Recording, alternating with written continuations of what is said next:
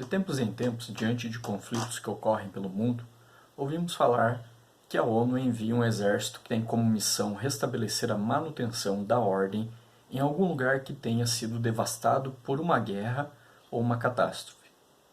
Essa ação é chamada de missão de paz, pois espera-se que naquele local a paz entre seus moradores ou entre duas nações que tenham entrado em conflito seja restabelecida.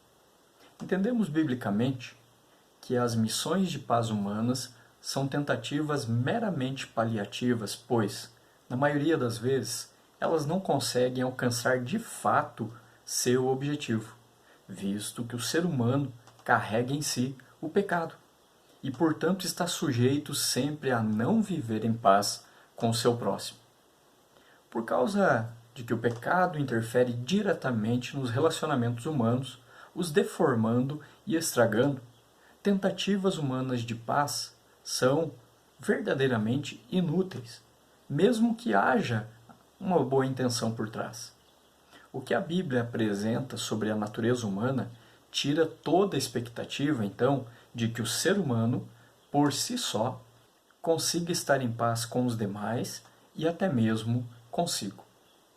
Pois conflito é fruto da ação do pecado na humanidade. Os conflitos entre as pessoas foram gerados porque o pecado trouxe essa ruptura entre o ser humano. E a paz é fruto de uma ação divina na existência humana. Ou seja, de fato, somente Deus pode promover a paz verdadeira que todos nós procuramos. Mas encontrar essa paz por esforços humanos é impossível. Isso mesmo, eu repito aqui. Encontrar a paz por esforços humanos é algo extremamente impossível, ou seja, não há condições, não tem como nós encontrarmos a paz que tanto procuramos por esforços humanos limitados como nós temos.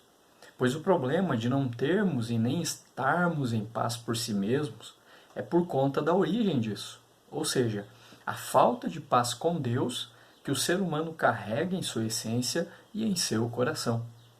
Como é uma questão de ter paz em seu coração, e sempre que estamos mal procuramos remédio ou tratamento para isso, o ser humano procura de várias maneiras suprir isso, mas sem sucesso efetivo, pois toda tentativa humana é temporal, passageira e falível.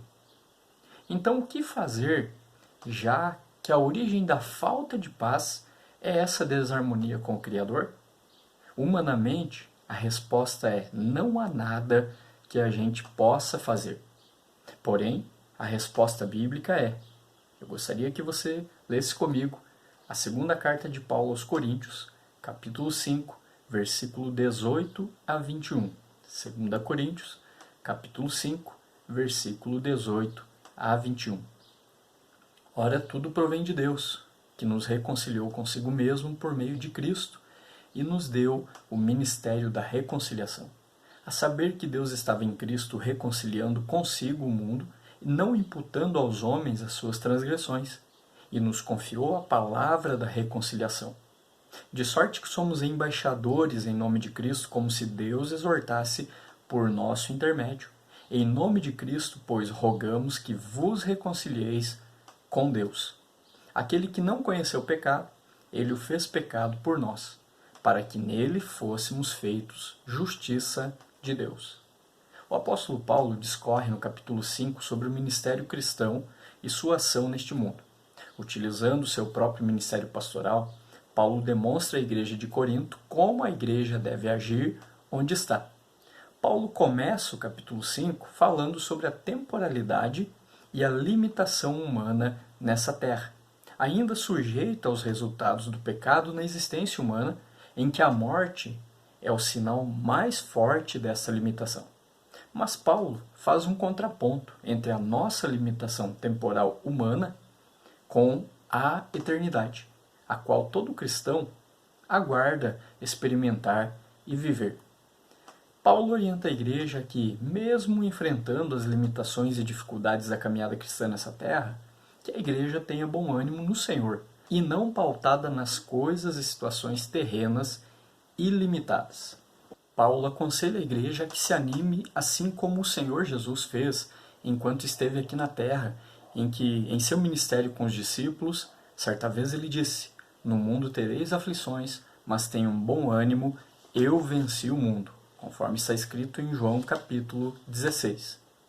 Pois, de fato, por conta ainda da nossa perspectiva limitada da eternidade, por vezes nós nos abalamos com coisas passageiras, mas o conselho do apóstolo dado aos coríntios permanece à igreja nos dias de hoje. Anime-se, um dia esse sistema pecaminoso terá fim. Paulo se utiliza da sua própria experiência ministerial de confiança no cuidado de Deus para com ele, e ensina a igreja a continuar sua caminhada mesmo que seja considerada louca pelo mundo por confiar em realidades invisíveis, porém eternas. Afinal, a adoração a Deus parece loucura para quem não o conhece, pois o ser humano, em sua limitação, é baseado apenas no chamado ver para crer. Mas a Bíblia apresenta outra realidade, a invisível, e é nesta que a adoração ao Senhor está estabelecida por ora. Então, como diz Paulo aos cristãos, basta o ser conhecido por Deus, e por isso dar continuidade à obra e à missão a qual foi chamada e vocacionada por Deus. Afinal, o amor de Cristo constrange a igreja a proclamar a verdade do Evangelho e a viver para a glória de Deus. O que a igreja carrega em si, após cada crente em Jesus ter sido alcançado pela graça divina, é outra realidade espiritual, a de se tornar diante de Deus e diante das demais pessoas uma nova criatura. Esse fazer ser uma nova criatura é obra exclusiva de Deus no ser humano, pois somente Deus pode promover a restauração e transformação do coração humano. Então, Paulo revela a base para que a igreja, mesmo imperfeita ainda, mas militando neste mundo em prol do avanço do reino de Deus e da fama de Jesus, caminhe sobre a terra, proclamando o Evangelho, pois somente quem é feito nova criatura, pela ação amorosa e graciosa de Deus, tem condições de pregar essas verdades. Logo, da mesma forma como os crentes foram alvos da graça de Deus, agora preciso enxergar as demais pessoas como possíveis alvos também. Se em outro tempo víamos apenas seres humanos pecadores, precisamos enxergar os demais que não conhecem ainda o Evangelho como pessoas carentes da graça de Deus, assim como fomos em outro tempo. Pois, como Paulo diz, assim que nós, daqui por diante, a ninguém conhecemos segundo a carne.